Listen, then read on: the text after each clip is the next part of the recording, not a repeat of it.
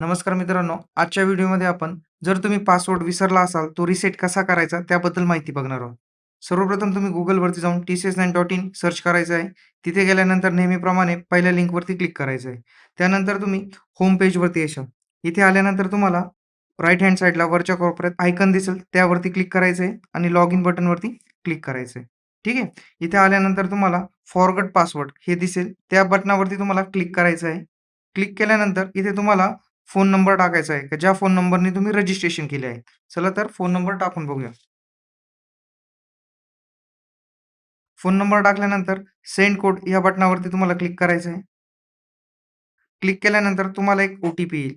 तो ओ-टी-पी तुम्हाला इथे टाकायचा आहे.